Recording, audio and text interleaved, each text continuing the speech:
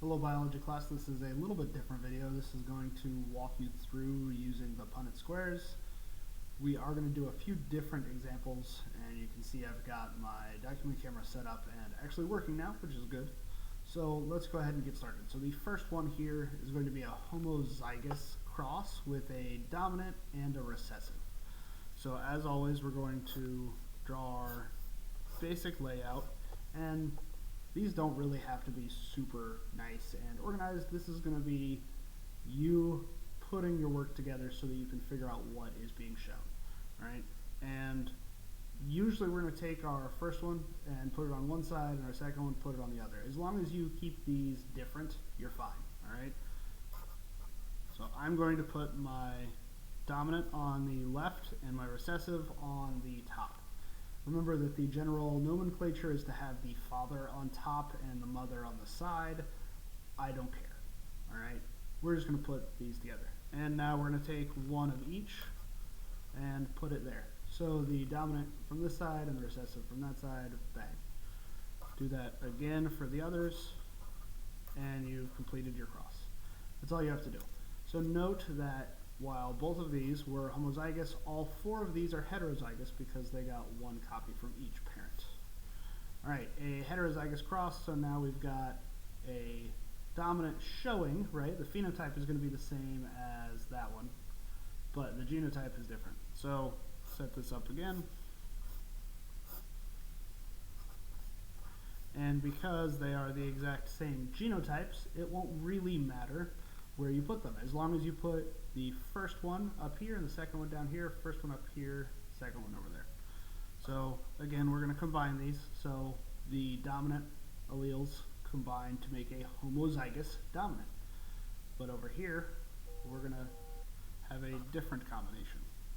Same thing down here and here.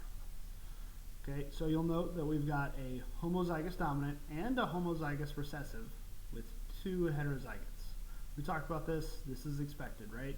So this gives us our 1 to 2 to 1 ratio. Right? Now a heterozygous with a homozygous. So we've got homozygous, heterozygous.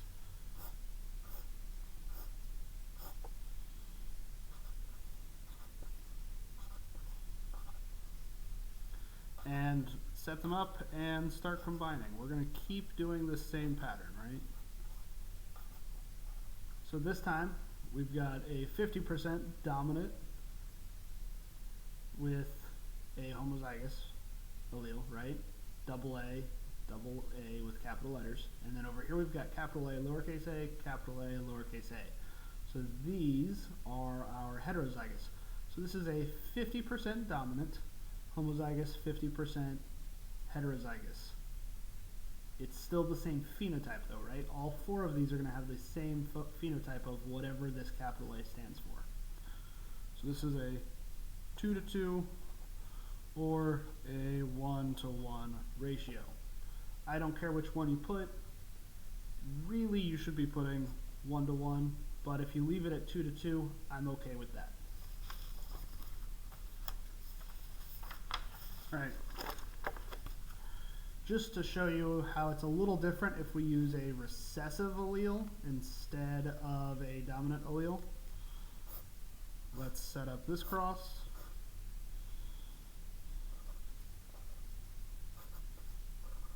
And you'll see that my squares aren't always super nice and neat, right? It doesn't matter as long as you can keep track. So this cell is distinct from this cell. I can tell the difference.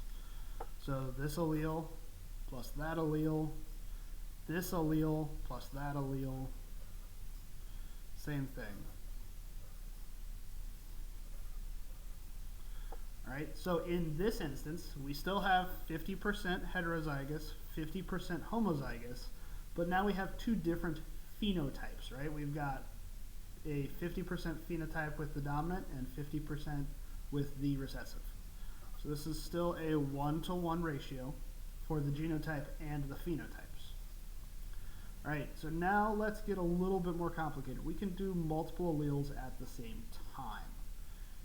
You can also do these as separate but you might want to save time, or you may want to just have one Punnett square so that you can save space.